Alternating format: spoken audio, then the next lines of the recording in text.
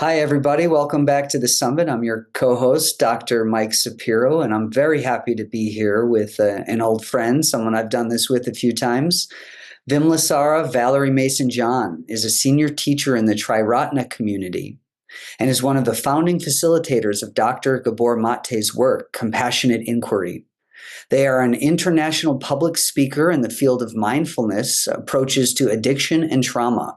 They are part of the BIPOC community that founded Freedom Together, a mindfulness teacher training program designed for BIPOC by BIPOC.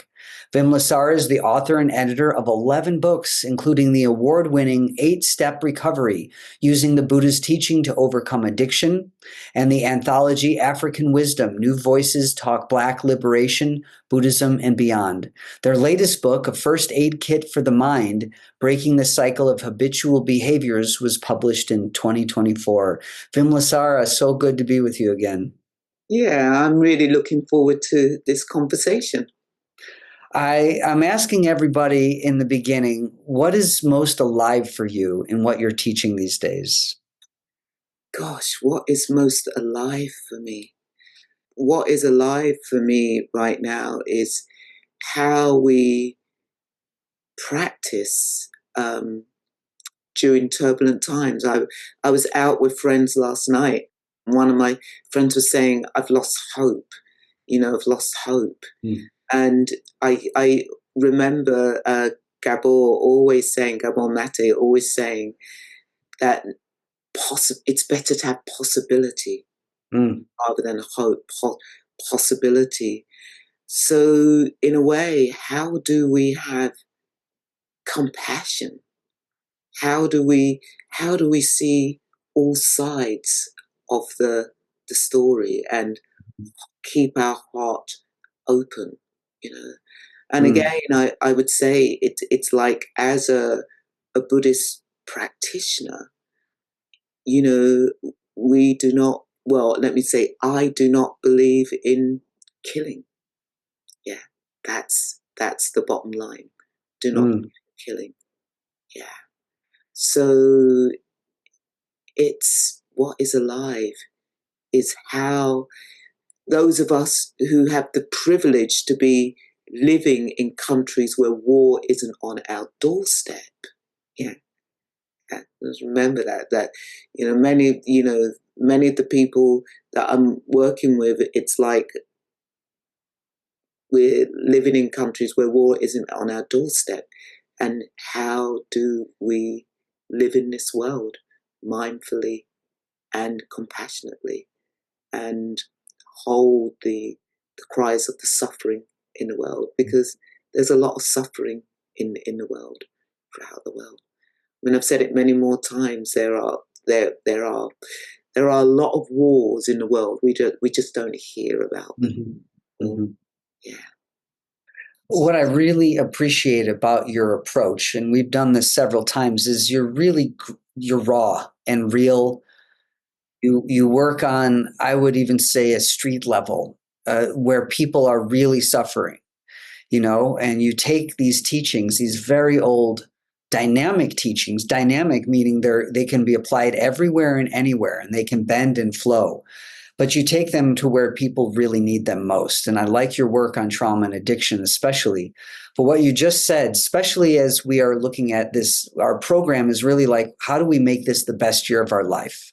If this is the year we have, which it is, how are we going to make it the best? And what you just said is, instead of hoping or I've lost hope, is about creating possibilities. Could you speak more about that? Because that's pretty powerful, of mind shift. I don't have any hope to what are the possibilities for me in this year?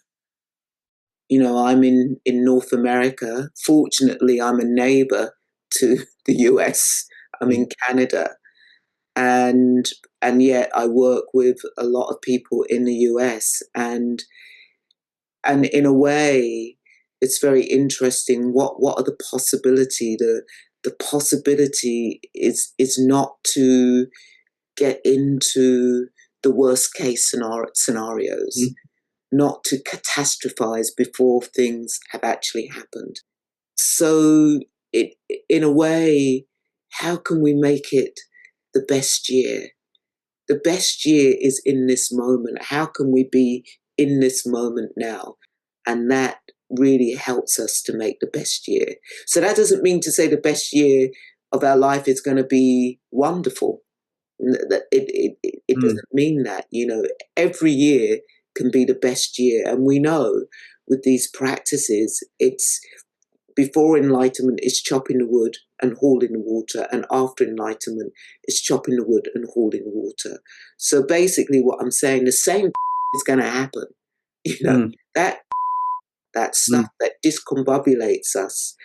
Yeah, you know, if we can be with that in a different way so that we're not thrown out of the nest, so that we're not completely discombobulated, and that we are walking around with a heart full of anger and a heart full of hate. I think that's it. That's what I really want to land on, because it's so easy to walk around with a heart full of anger and a heart full of hate. You know, when I think of like some of the wars that are happening out in the world, some of the genocide that is happening out in different parts of the world, it's so easy to have a heart full of hatred and a heart full of anger. And yet, you know, that contaminates us. That it does us no good. And again, the answer is how do we begin to dissolve that hatred and anger? Well, let's talk about that. Yeah. I want to go back to the George Floyd moment, which was a seminal moment because there was a huge shift in many ways. You know, it's not that the police have stopped killing black bodies, because they are still killing black bodies. Okay. However, there has been a shift, but I want to come back to that moment. I can remember just waking up even before the George Floyd moment, because actually in my book, I'm Still Your Negro, Homage to James Baldwin, I write about it. I kept on waking up and another black or brown body had been slaughtered by the police. And then when the George Floyd moment happened, I'm married to a white partner, and my partner was away at work. In fact, it was my partner who told me, actually. And I remember, you know, when I kind of looked at the news, etc., I remember thinking, I'm so glad that my partner isn't at home, because I had some rage and hatred towards white people. I did. And I went into that dark night, the dark night of the soul. Yeah. And for a few days, and then it's like, you know what? Shift yourself out of this. Not everybody, it's not, you know, for a moment you're looking at these white people and you're seeing them, all of them have got something against you. All of them have got hatred towards you because of the color of your skin. All of them want to weaponize your skin, and having to remember, not everybody is like that. Okay? Not everybody is like that. But yet, when I was in that frame of mind, that's all I could see. That's all I could see. And I had to go back to the cushion. I had to go back to the cushion to practice loving kindness. And I know some people say, oh, these Buddhists, they don't do anything. All they do is sit on a cushion and meditate. I remember listening to a talk by Angela Davis and Lama Rod. There were two things that I took away from it. The importance to go back to the cushion, so that when we move out into the world, we move out into the world calmer. And for some people, it might not be the cushion. For some people, it might be spending time in nature. You know, for some people, it might just be doing yoga, swimming, but something that can regulate us so that when we go back out into the world and do our activism, that we're not coming from a place of hatred. And also, the other thing is to remember joy, how to work with times which are discombobulating, how to work when we really want to see change in the world, how to work when we are feeling anger and hatred. What's your place of joy? One of my places of joy is I turn on my trance music and I have it blasting in the Mm. house. And I'm dancing, or I'm doing the cleaning, or whatever. In fact, yesterday I got so enraptured by the joy I was having listening to the music, cleaning, that it was like, oh my God, I turned up to this meeting late. But yet it's so important to have joy. Mm-hmm. And that there is always moments of joy. And the Mm. other thing that I do want to say is that why we think about some of the atrocities that are happening out in the world is to remember that actually there is the individual suffering, that individually, people are still suffering. Mm-hmm. There is the individual suffering, there is the collective suffering, there is the world suffering, and it really is important to pay attention to one's suffering. Yeah, it's just that thing of how important it is to touch into one's suffering. It's like a Tonglen practice, isn't it? That Yeah, that's when what I'm we, wondering. yeah, when we really feel that we can really connect to the cries of the suffering in the world. Yeah, you're talking about really significant pain. We're not just talking heads. You and I feel what we feel, and we're doing the work in the world because we are allowing it inside of ourselves, and we metabolize it. We're working with it, not only for ourselves, but for everybody. And what you're suggesting is that's what being on the cushion is. It's not just about us, but we're also metabolizing others' pain. And sometimes we're going to be the ones weeping. Yeah, thank you for that, because I definitely am touching into the the sadness, Yeah. and touching into some of the fears.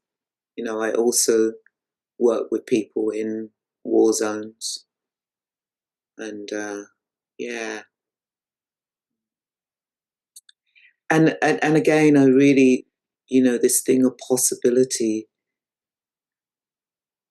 you know, like if you think of the Kisagotami story, and when Kisagotami goes to the Buddha, she's sent to the Buddha. Her baby's dead. She can't come into acceptance that Mm-hmm. her baby has died, and she really wants somebody to make that baby alive again. And somebody sends her to the Buddha. It's like, actually, I mean, it was most probably a shaman, and most thought, there's a teacher in the next village, he may be able to help you. And she goes, and the Buddha says, okay, you know, if you can go to a home and find a mustard seed where nobody knows Mm-hmm. death and bring it back. Yeah.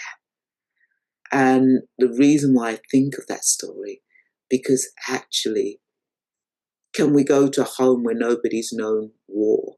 You know, because, I think, like, I grew up in the UK. There's lots of people in my generation whose parents were in a war, in the World War Two, World War One. So in a way, it's like really, actually, I've never really thought about it uh, like that actually we've all known a sense of war, and yet there is possibility because there was an end of a First World War, there was an end of a Second Mm-hmm. World, and there have been ends of war. The Berlin Wall came down. I remember that moment when the wall came down, possibilities. I remember being outside South Africa House the day or the night that Nelson Mandela was freed. Yeah, I remember that and was out there, so, doing my activism. I'm an activist in a different way now. So there is possibility. Things do change. Everything is impermanent. Mm-hmm.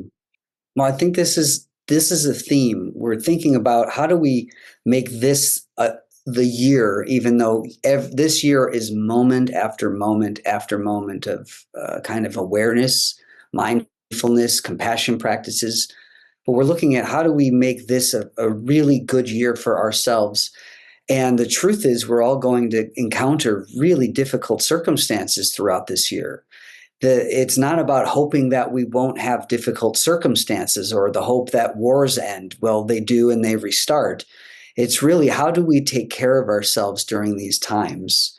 And actually, not only just take care of ourselves in this time, but do so in a way that as time rolls, we're actually stronger, we're more loving. So I think that's what I'm hearing from you is that we can use these opportunities to really transform ourselves. And that also includes taking on the sadness of the world because we're not separate from it. So that's what I've been picking up in this talk so far. Definitely, Michael, definitely. I would say that we take care of ourselves by becoming aware of our thinking. Mm-hmm. Take care of ourselves by becoming aware of our views. We take care of ourselves by becoming aware of our opinions. Yeah, that's Let's how. go into that. Yeah, go into that, please.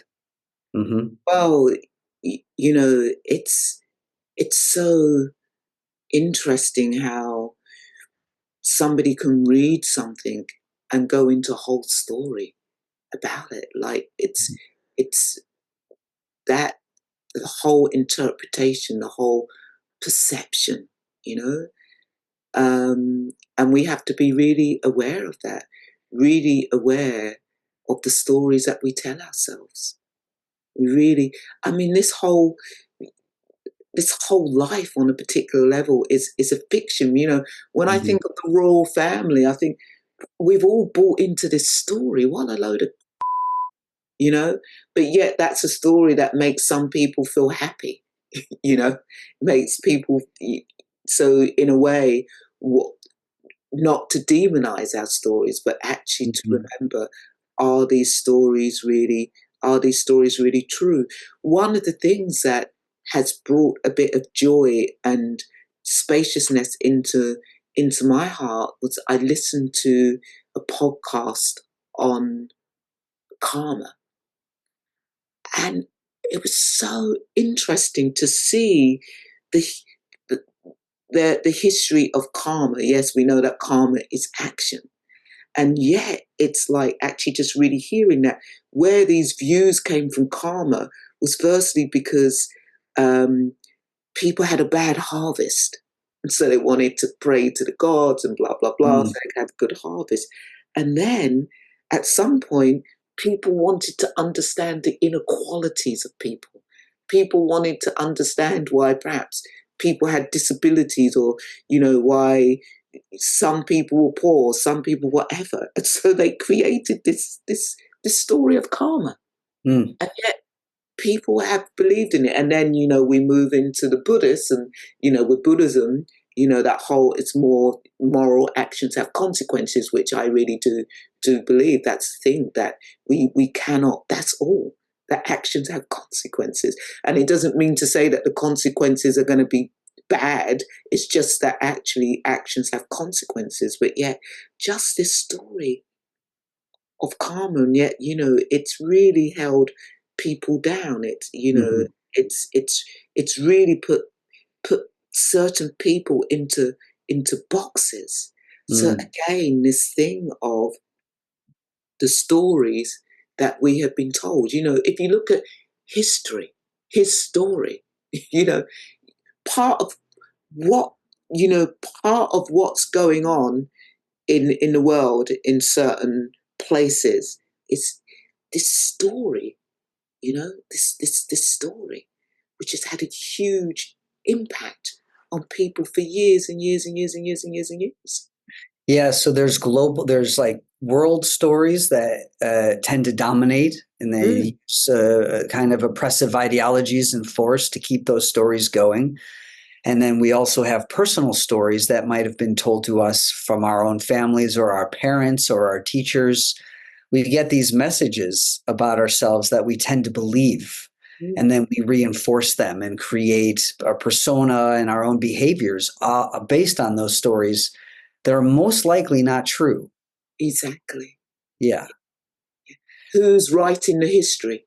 Who's writing our own history? Our own history. When you look at AI, who is writing who's writing the material for artificial intelligence at the moment? Mm-hmm.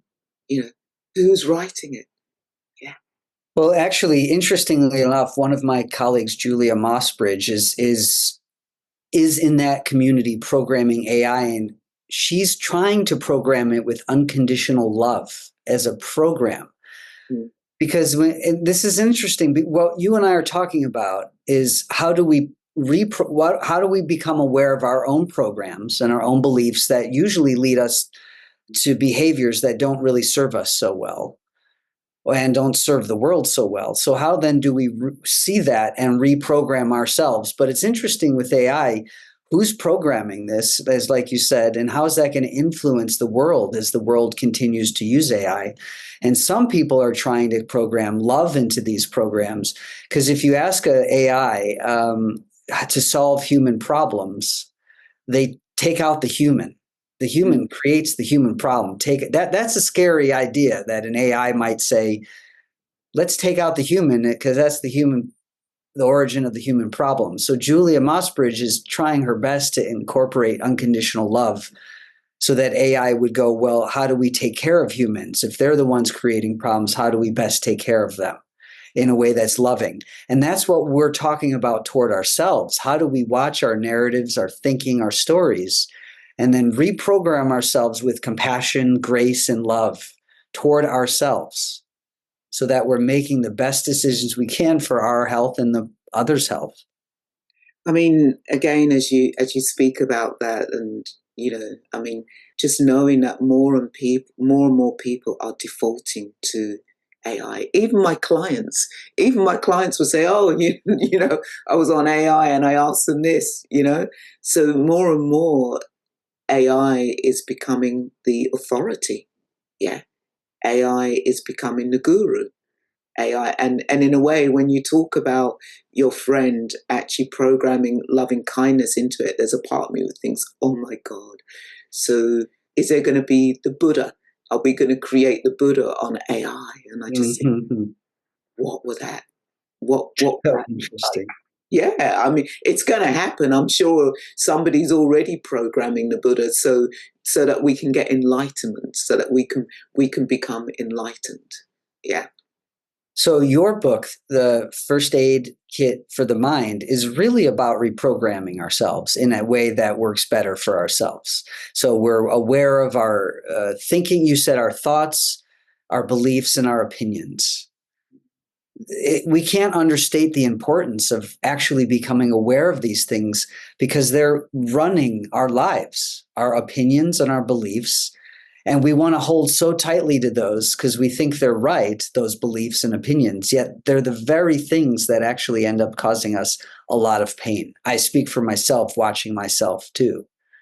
So I wonder if you could speak a little about that for us. I appreciate you slowing me down earlier, because in a way, the first thing to really become aware of is, I think, is feeling. Mm. You know, that we know that when one of the sense doors has contact, there is feeling. Yeah, vague and a hedonic tone arising in the body, and often we're not aware of the feeling, or we're turning away from the feeling, or there Mm-hmm. isn't the time to be with the feeling, to be with the sadness. And actually, it's interesting that with my throat, because that's where I feel feeling. Mm-hmm. Sadness, definitely, it's located in the throat for me, definitely. And Mm-hmm. yet, my all that discomfort in the throat earlier on, because I hadn't paid attention to feeling and was wanting to turn away from it. Yeah. Mm-hmm. And of course, we turn away from feeling often with habitual behaviors that don't really work for us. They work for us in the moment, but in the long term, they don't really work for us. And Hmm.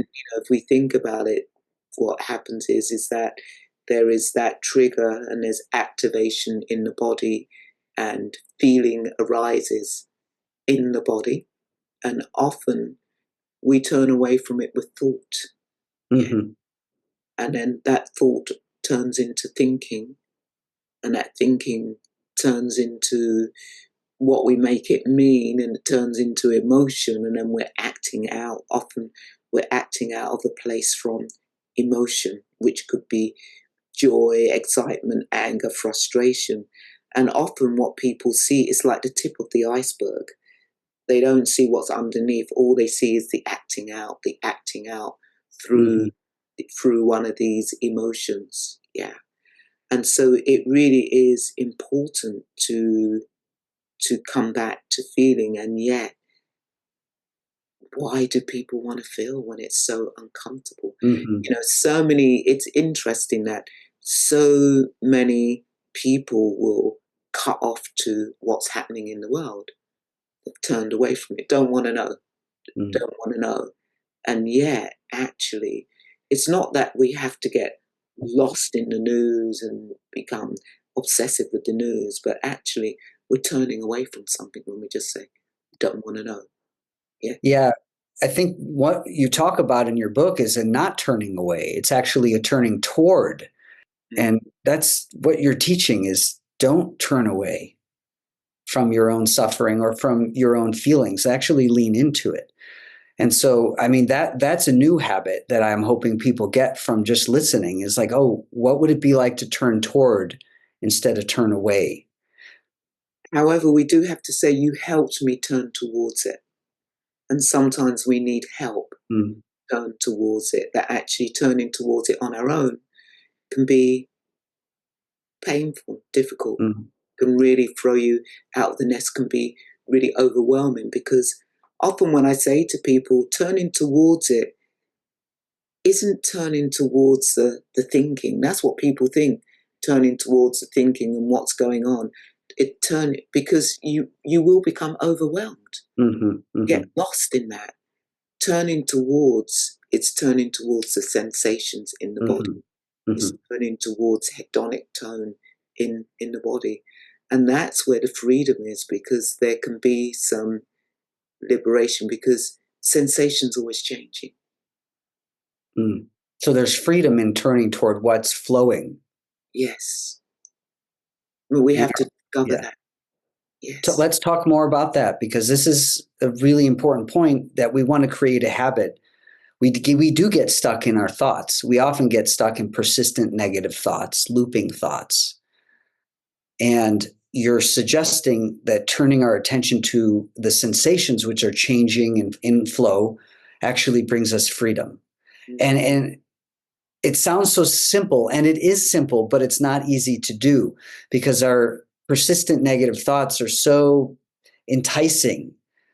There's Mm. something in them that we get drawn to, but really what we're doing is taking our mind's attention and putting it towards something else. And you're saying sensation's the place to do that. Could you give us more direction? Well, the first thing is I don't want to demonize thoughts, Mm, okay? And I don't want to demonize story, because we know that thinking, well, firstly, thoughts are going to arise, okay? Thoughts are like mental events. They will arise. It's what the mind does. It produces thoughts. So it's not about stopping thoughts. I want to get that really clear. What can happen is actually thoughts can become quieter, and what can happen is we don't identify with the thoughts. So the problem is it's not so much the thoughts; it's that we begin to identify with the thoughts. Yeah, mm, and then the thoughts become solid, and there's no end to the thoughts, and the thoughts turn into thinking. Yeah, and we know that often that the thinking has been a protection for people. We know that actually living in a story sometimes has been something that has kept us safe. Yeah, so it's really important that we're not talking about demonizing thinking, etc. What we're talking about is how can we have more freedom from that proliferation of thinking. Yeah. In terms of what we call papancha, how can we have proliferation from that stinking thinking, that thinking that really intoxicates us and we feel, yeah, and it is possible to have freedom from that. And so how do we do that is, firstly, I think there's a lovely method, the Sedona. I don't know if you're familiar with the Sedona method, but it's a very lovely method of just allowing one to bring to mind that story. What is it, the story that you're holding on to, and bring it to mind and allow it to be there because it's there. Everything happens in awareness, and we have to remember that. It's not like you're aware. Everything happens in awareness. It's just like, are we aware? But everything happens in awareness. So bring it and really have awareness with it. And then ask yourself, can you let it go? Yeah. And just a yes or a no. And yes, no, yes, no, yes, no. It's the same sound. It's just a sound. Yes, no. It doesn't matter, no or yes. Can you let it go? And then that next question is, could you let it go? Would you rather hold on to this story that makes you miserable, or would you rather let it go? Could you let it go? Yes or no? And then that third question is when? When can you let it go? Can you let it go now? And again, I'll go through that. The question when we ask that is, can you let it go just for now? So even if somebody's listening now and brought a story to mind, and you brought this story to mind, and allow it to be there, and just take a moment to allow it to be there. It's that current story. Just for now. Can you let it go? Just for now. And to really begin to feel that release. Yes or no, that's all we need to know. Just for now, could you let it go? Could you let it go? Or would you rather hold on to it? Or let it go and have some freedom just for now? Because you can ask the story to come back. We're just asking just for now. And when? Can you let it go now, just for now? And can you let it go some more, just for now, and some more? So in a way, really to begin with, because often people are in that story part, so you can't get them into feelings because they're in the story and they're in the emotions. And so one has to begin to find a way to begin to let go of the story. And there's so much freedom. There's times when it's like, just let go of the story. There was something that happened to me yesterday. I was going to get my the feet done, my nails, and I was in my biking stuff, my wet rain gear, and I had my helmet on, and I walk in, and the way I booked and the way the people looked at me, it was like, wow. And anyway, I was just like, you know what? And they said it wasn't in, it wasn't in the appointment book, and there was some hostility. It wasn't comfortable, and I just thought, well, you go to the nail to get your nails done to relax. And I just thought, no, that's not me. I'm out of here. And then I walked away and it's like, oh, racism, blah, blah, blah, whatever. And then I just thought, just let me let go of the story. Because the story was just making me really upset. And then I wanted to turn away from it, And then it was just let it go. Just let it go. What's the point? Just let it go. Yeah. And what was your experience like then? How did that movement? There was a release because there was this tension in the body, this tightness in the body, but there was a release. There was an openness. And I don't, it could have been, they might have thought I was this dude coming in, I had my orange gear, wet stuff, whatever, dreads, so they could have projected, who knows. And maybe it was, but actually, even if it was, it's not, it's not me to carry their baggage. Right. I don't want to carry that baggage. For me, I just don't need to go back there again. Yeah, I mean, that's a significant shift in not taking on, and it may be true. It might be they're projecting their racism and hatred and their own opinions onto you. And it's a major shift for you to go, that's not mine. I Yeah. don't want to be carrying that all day long. You're allowed to feel disappointed. You're allowed to feel uncomfortable. Those are your feelings. So we're talking about really subtle shifts working with ourselves to not get caught in the story that our minds want us to get caught in, because then we're in here. Now we're not living in our life, we're living in a phantom, in a fantasy of reality. And this is very hard work. It is not simple. The truth is simple, but the action of moving ourselves away from the story just takes so much effort at first. But then it sounds like it gets easier to do that. It does. I was with somebody the other day, and they said, I really feel like they're ignoring me, and they're a practitioner. Really feel like, they're making me invisible. And I said to them, that's not a feeling. That's right. I said, it's a story. And I said, I get it's your experience, and what's the feeling underneath that story that you have? And they wanted to, could see them Mm-hmm. wanting to hold on to the feeling. That it was a practitioner, and they thought, okay, and I was able to drop in, this is the feeling that I had. So that's because we don't know. We really don't know what this person Mm-hmm. is doing. We don't know. But you're living in the story. Yeah. Mm-hmm. Not seeing the person. Again, it's when we live in the story, we don't see the person in front of us, Mm-hmm. I We're mean, relating to our own story of them. yeah, Yeah. yeah, yeah. Well, this is very practical. This is very practical. It's not easy to do, but it's practical to watch ourselves kind of what relationship do we have with our own stories? Are we Mm. living in those stories? How does it feel to live in those stories? And what would it be like to come right here in the present moment and just sense our body and relate to this as it exists right now? There's a lot of freedom and peace in that. Who would I be without my stories? I don't think I know I would have a better year. If I was able to let go of all those stories, it would be the best year of my life. Mm. Hmm. Mm. Let's just say we're at the edge of our interview, but say more about that.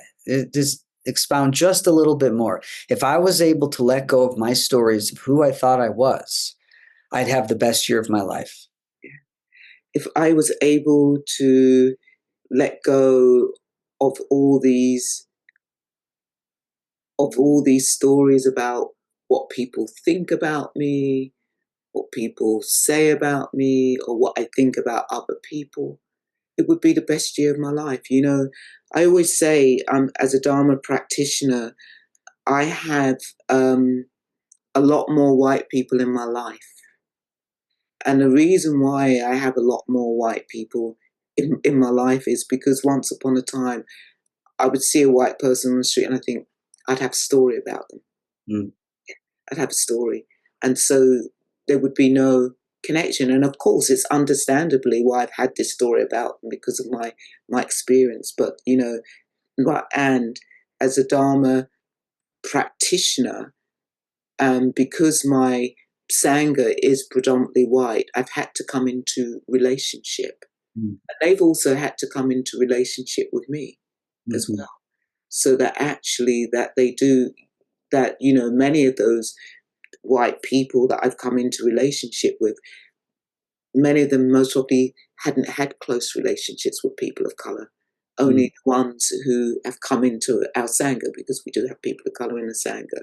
So in a way, it's my heart is more open. My heart is more open. I'd say when I open the news and I hear some of the tragic things that happen, when perhaps a kid has gone into a school and killed people, or somebody has set off a bomb somewhere. The story I let go of the story is just what happened to that person to get there, Mm-hmm. and that gives me freedom. What happened? What, what happened? Yeah. Even You know, when I hear people having so much hatred towards each other, what happened? Because if I go into the story, it I don't see the world clear. The world becomes narrow. Mm-hmm. And the world becomes a dangerous place, and the world becomes a really horrible place. Yeah, and that's not to acknowledge that things don't happen, but what I acknowledge is this is the story that I'm carrying is actually shaping my world, and I'm living through this story, and that story might not be true. This is Mm-hmm. the thing, you know. So again, one of the things that we can do is to test our story. So if you have a story, if you're listening, well, you know, it's true. Test it. Is it, you know, is it true? Test it. Really, you know. I used to do a lot of work training teachers, and you know, sometimes you know, teacher would really have a go at a kid because they'd be like this, their arm on the desk. They're not listening. They're not listening. That's the story they had. And actually, they had to find out that the kid was most of left-handed, left-handed. Mm. Or it would be, but they're talking, and we'd say, well, let's see what they're not listening. Let's see what they're talking about. And sometimes you'd find the kids were talking about the topic that the teacher was Mm-hmm. teaching. Yeah, Mm-hmm. and yet there would be these stories.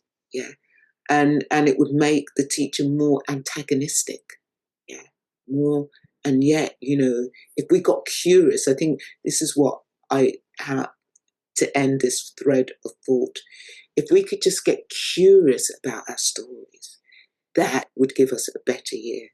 To get Mm. curious, to question, to just get more curious. Curiosity is really important. In fact, it's often said by the time a kid gets to school at the age of 5, curiosity's been knocked out of them. Mm. So really the invitation just to get more curious. Mm. Well, I think that's a beautiful way to end our time together. And so we wish for all the viewers to be aware of their stories and to be more curious about themselves and also watch the stories they have of the world, because it really does dictate the reality you're living in, as you were saying. How do people find you? They can find me on my website, which is Valerie Mason with a hyphen John.com. But if you Google Valerie Mason John or Vimla Sara, you will find me. And I just want to say I hope, you know, when we have these conversations, we're just not aware of who's listening. And if there's anything that I've said that has harmed you, that has caused you pain, I am deeply, deeply sorry. And yeah, deeply, deeply sorry, because I acknowledge what I've expressed are my views. And that doesn't mean Mm. to say that I'm right. And I just want to express that these are my views, and it does not make me right. Mm. Thank you for that so much, that humility, that level of humility, acknowledging our fallibility. It's a beautiful thing. Thank you so much. And it was really good to be with you again. Yeah, thank you. Thank you. Mm.